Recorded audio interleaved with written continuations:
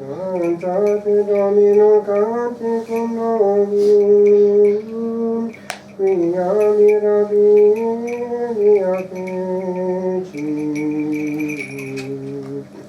Gloria Patri et Filio et Spiritui Sancto, sic ut erat in principio et nunc et semper,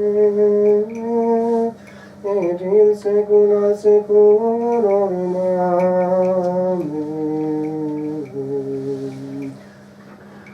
In nomine Patris et Filii et Spiritus Sancti. Amen. Intro ego ad altare Dei.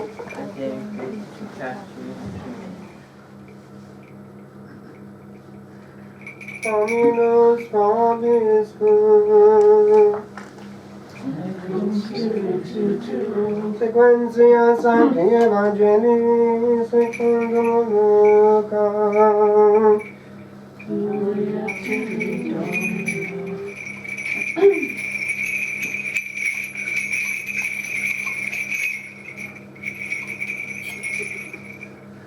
in illo tempore, postquam consummatis sunt dies octo, ut considere ut nuet, vocatum est Domineus Iesus, quod vocatum est ab angelo, priusquam in utero concipere et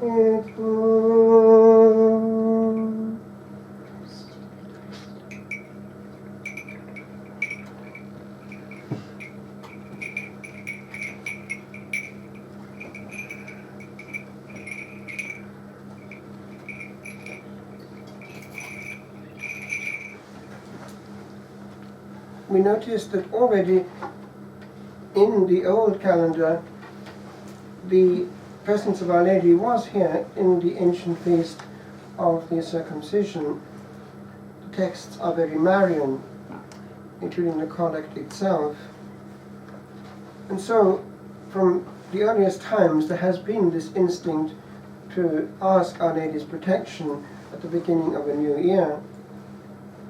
Indeed, the very station church to which this Mass is assigned from earliest times is the Marian Church on the other side of the Tiber, a very ancient Paleo-Christian church, Santa Maria in Trastevere.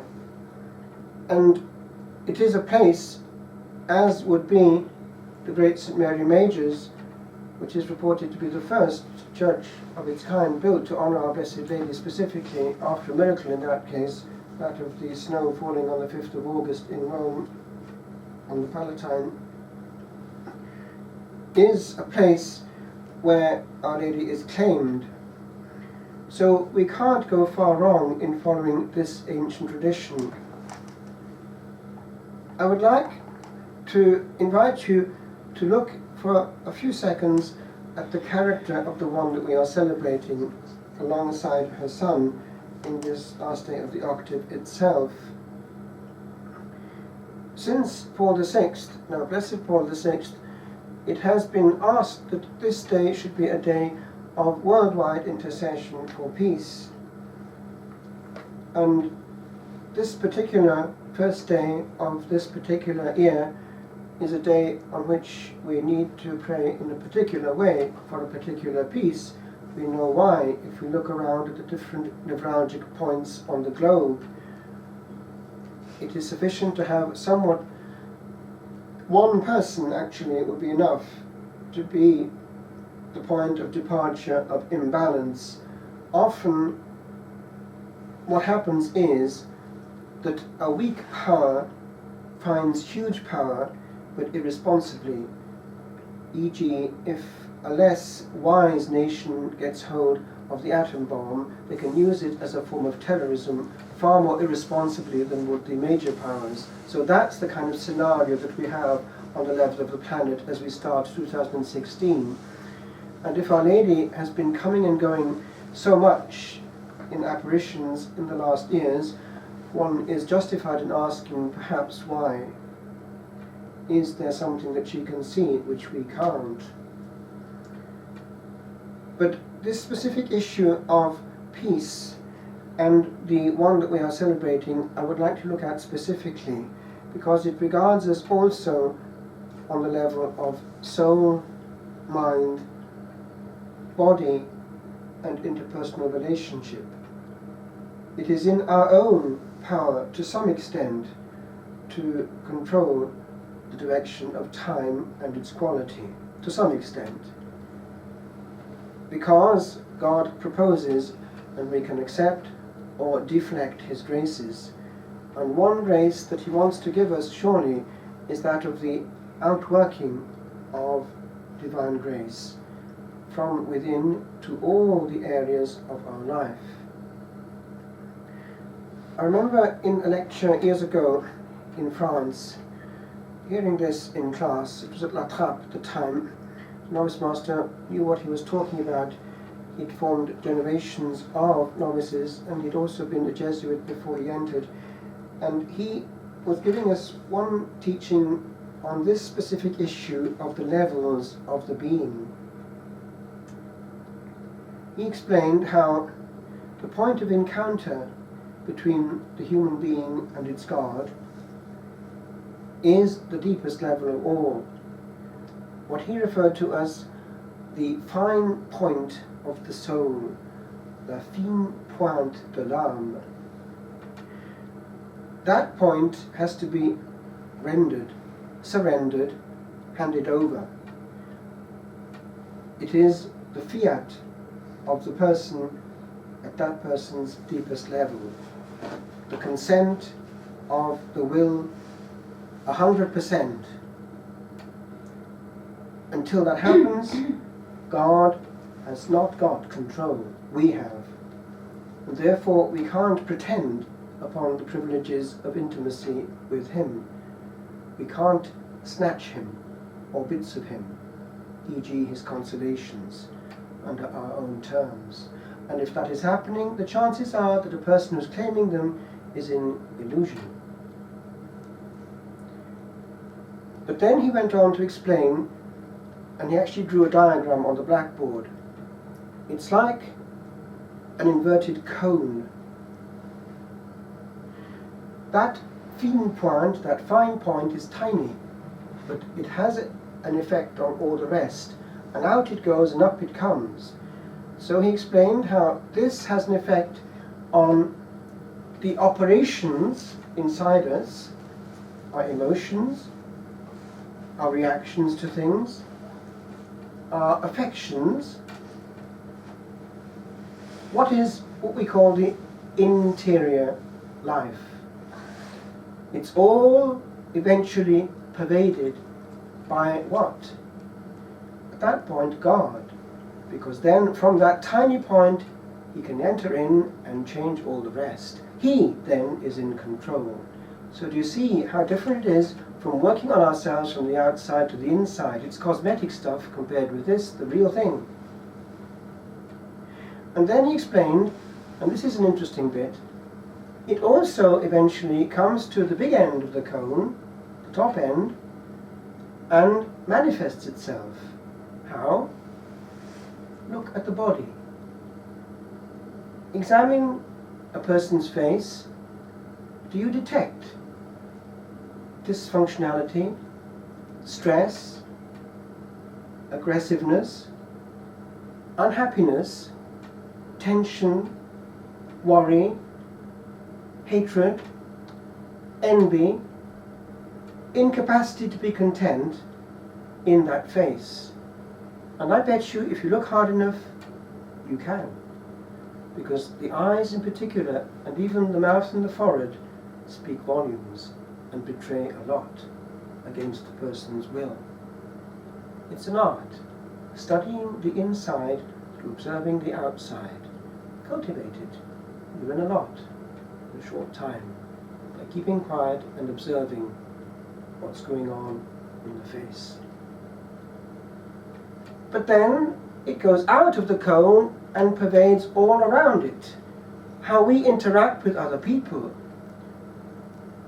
When you go around, are you happy to be coming close to such and such, or do you instinctively shy away? Ask yourself why. probably you know that person there means for me joy and a good experience. That person there means the contrary. So we orientate ourselves to those who radiate from the inside goodness and therefore God. Now that bit then will impinge upon all around us in our relationships. We can't be holy and be unpleasant and unpeaceful in our relationships. Even for God, we mustn't go around creating camps, trenches and warfare, and a lot of holy people do that. It's not worth it. Peace can also be ecclesiastical, be bridge builders and not nuisances, e.g. criticizing priests and all the rest of it. The faults of the holy, we do it all, do we not? It's important that we be peaceful and loving in our attitude and words. But then, on the level of society also, that will work or not work. Compare Ireland as it was. I'm not talking about the political tensions, but I'm talking about the society of goodness and kindness and neighbourliness that was there over the years that you grew up with. Why? Because precisely at a deep level, God was present in people's hearts. They were always in touch with grace. Prayer was in the air, massively so in Ireland, compared with many countries, and so that had an effect on the people. There was a goodness there, and it was known internationally. The Irish were kind. Therefore, grace from that deepest level had an effect on a land. Compare a society where something else is pushing people, a false religion, what do you have? Look around on a few YouTubes and you'll see how certain cultures train their children from earliest days to hate, to kill, in a word, to be nasty, compared with the way that normally we teach our children from the beginning to be kind, even to animals. That says a lot, without huge volumes of debate, where something is coming from. I just conclude, judge a tree by its fruits.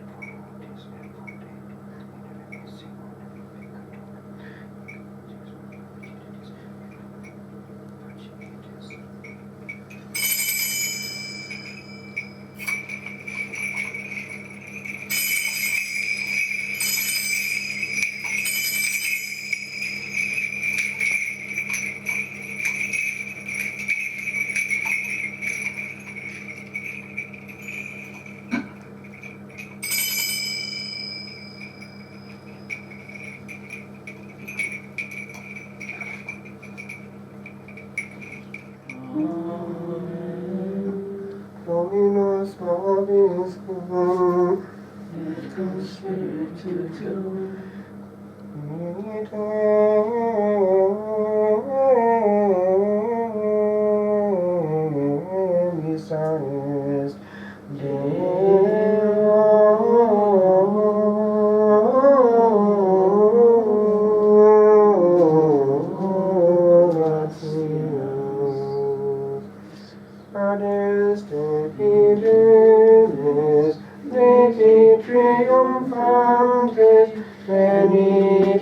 venite imbetem, natum videte regem angelum, venite adum